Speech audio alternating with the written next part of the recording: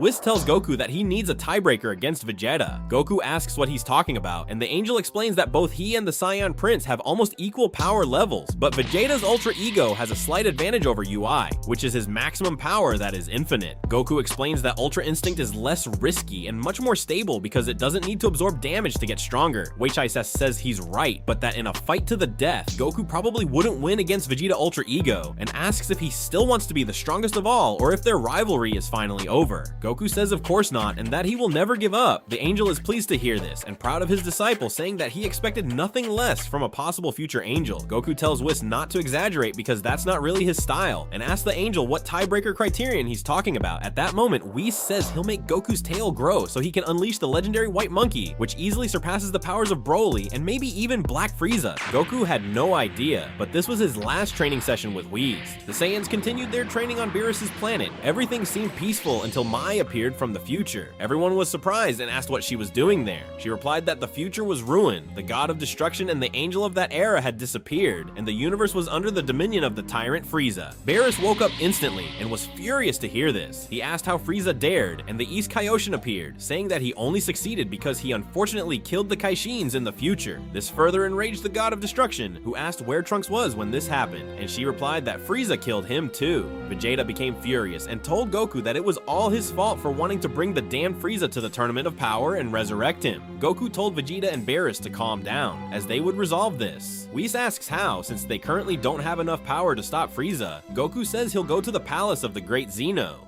Beerus asks if he's gone mad, and the Saiyan reveals that it's time to level up. Goku decides to confront Zeno about the second Tournament of Power. The Grand Priest is surprised, and the Omni King begins to imagine what this second tournament, now involving more universes, would be like. However, the Grand Priest finds it strange and asks Goku if he isn't afraid that the 7th universe might be erased in a second Tournament of Power. Goku replies that despite the risks, he can't contain his excitement at facing warriors from new universes, considering there are now 6 new universes to explore and many warriors as powerful and interesting as Jiren. Zeno says that everything is fine and that they will organize the second tournament, and Daishinkan tells Goku that he will let him know when he has new information. But before leaving, Goku asks Zeno for only one thing: to play a game with him, fulfilling the promise he made on his first visit to the Omni King's palace. Zeno happily asks if the Saiyan is serious, and Goku says yes, that he knows a game that the Zenos will enjoy. The Omni King asks what it is, and he replies that it's a game where the loser has to teach the other a new technique. Zeno is somewhat suspicious and agrees. Beerus asks Whis if something is wrong with him. The angel of the 7th universe says no and asks why.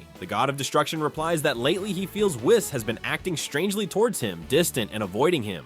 Whis says it's impressive that the feared Haki Shin of the 7th universe is showing himself to be so sensitive. Beerus tells him to stop mocking and be serious and asks again what's wrong with him. Whis tries to dismiss the matter by saying it's just the god of destruction's impression, but Beerus, being no fool, insists because something is clearly going on and tells the angel to spill the beans. Under pressure, Whis decides to confess the truth to Beerus. He reveals that while the god of destruction slept, he secretly went to Zeno's palace at the request of the Grand Priest himself, and the father of the angels told him that Zeno wants to make some changes in some universes and that Universe 7 is on the list. Beerus, scared, asks what kind of changes, and Whis replies that it's exactly what he's thinking. The Omni King wants to carry out a divine revolution in the universes, which will change the leaders, new Supreme Kais will emerge, and also gods of destruction. Whis asks Beerus who he has in mind to take his place as the god of destruction in the future, and the god of destruction replies that none of the idiots in this universe are competent enough to assume such a position. However, Whis responds by saying that the god of destruction knows very well that overnight the great Zeno could decide to change the god of destruction of the 7th universe, and that if this happens, he needs to have a substitute. Otherwise, the entire universe will be erased. Therefore, he needs to act with maturity, because being a god means making difficult decisions and putting his universe before himself. Beerus says he already knows and can't stand this speech anymore. Whis then begins to show some strong candidates who, if prepared, will be able to take Beerus' place if necessary, so that Universe 7 can remain on the map. He starts with Goku, saying that although he has mastered Hakai, he lacks the mindset of a destroyer. Whis says he's right and then shows Vegeta, who truly has the mind of a destroyer but lacks control over his emotions. Impulsiveness is the one thing a Hakaishin cannot have. Whis then shows Frieza, and Beerus remains silent. While training Goku, Daishinkan decides to push the Saiyan's body to its limits. Goku found Whis' training tough because he couldn't imagine what training with the Grand Priest would be like. Daishinkan doesn't go easy on him, and for the first time, shows a small fraction of his power. Goku needs to resist because only then will Daishinkan's purpose for him be fulfilled. Using all his energy, the Saiyan manages to repel the Grand Priest's attack, which contained only 1% of his angelic power, and it was a close call. Goku is exhausted and almost dies, but he doesn't give up, which makes Daishinkan's eyes shine. The Grand Priest says that the Saiyan from the 7th universe is truly worthy of being alongside the most powerful and feared figures in existence, obviously referring to Zeno as well, who called him his friend. Daishinkan says that none of this will be in vain, that after finishing the training, Goku will never lose to anyone again. Goku asks if it's over, and Daishinkan replies that there's only one more thing left for him to be: invincible. At that moment, the Grand Priest makes his tail grow rapidly. At that moment, he awakens an uncontrollable power in Goku. The entire Xeno Palace begins to tremble, and finally, the legendary white monkey appears.